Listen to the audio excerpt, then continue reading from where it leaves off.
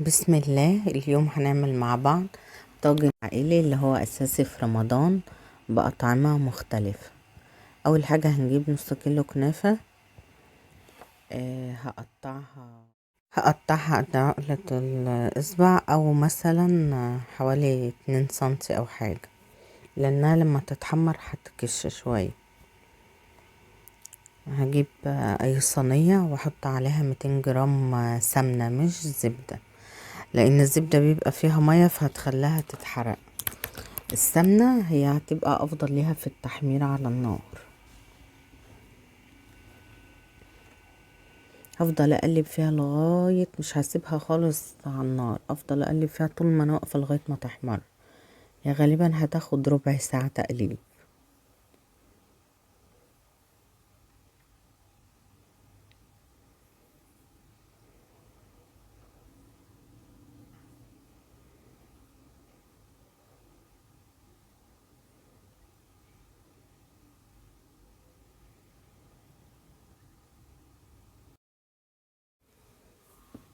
بعد كده هجيب 6 معالق سكر بودرة. اللي حابب مسكرة اكتر يضيف معلقتين كمان، وهقلبهم فيها كويس جدا خالص. وده طبعا بعد ما طفينا النار عليها ما احمرت. بس قلبتهم كويس جدا لغاية ما دابوا فيه. ده بديل للشربات وبيبقى اخف. هنعمل الكريمة بقى. هجيب تلت كوباية سكر، عليها كوباية مية، وعليهم وعليهم كوباية كريمة. بس الاول هندوب السكر في المية عشان ما تخرجش الكريمة. وبعد ما دابه لازم أن يكون سكر عادي، ما ينفعش سكر بودرة. سكر البودرة هيخليها تمط كده وطعمها مش حلو، فلازم أن يبقى سكر عادي وبعدين يدوب، بعدين نحط الكريمة.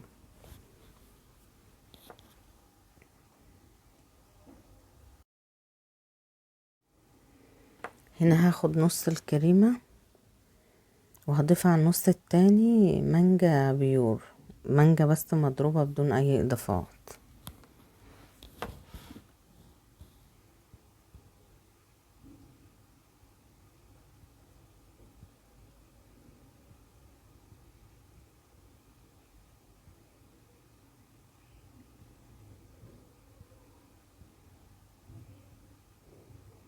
بس وهنا الكريمة بالمانجا زي موس مانجا كده بس على خفيف.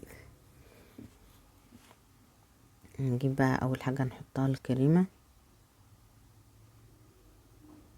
لو حطينا الكنافة الاول في الصينية هتجري في الصينية، فالكريمة هي بتثبتها في الصينية او القارب اللي احنا بنستخدمه. بس هسويها بقطعة العجين وافرد طبقة كنافة.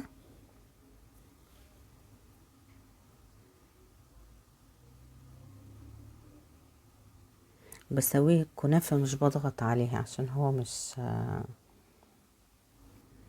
هو مش تشيز كيك. بس هنا حطيت موس المانجا.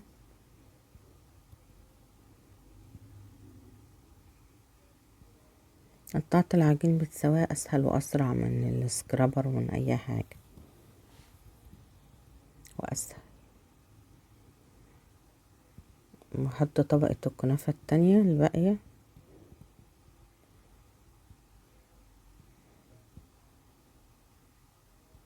وبعد كده هحط عليها قطع مانجا ونوتيلا.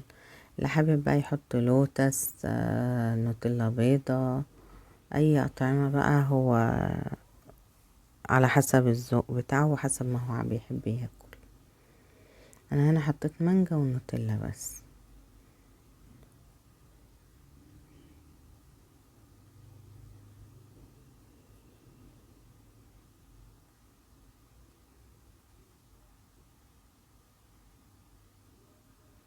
جبت المانجا قطع وضفت عليها معلقة عسل كبيرة، وبعدين حطيتها عليه. اللي ممكن اللي عنده جيلو بيستخدمه بيديه لمعة حلو. انا حطيت معلقة عسل بدل الجيلو.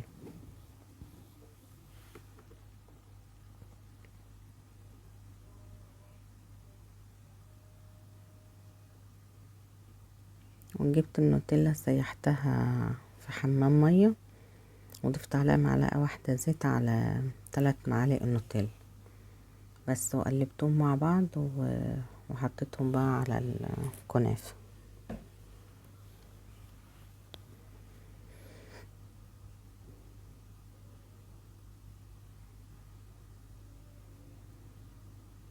هي الطريقة دي بتخلي الكنافة كلها ناشفة ومش طرية. الشربات بعد فترة كده بتلاقيها طرية، انما السكر البودرة بيخليها مقرمشة لاخر قطمة في الطبق. وانا اللي باقي فضل هعمل بيه 3 كبات مانجا ونوتيلا برضه. ده جبت معلقة كريمة في كيس حلويات ومشيتها على الكب كده.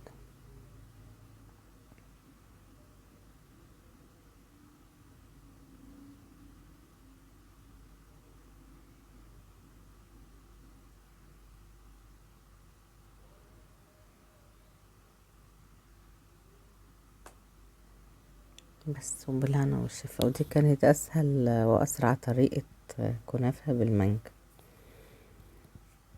هبعمل لكم طرق تانية برضو بسيطة وسهلة، وهعمل لكم طرق بالمكسرات برضو، عشان الطريقة دي ما ضفناش فيها اي مكسرات.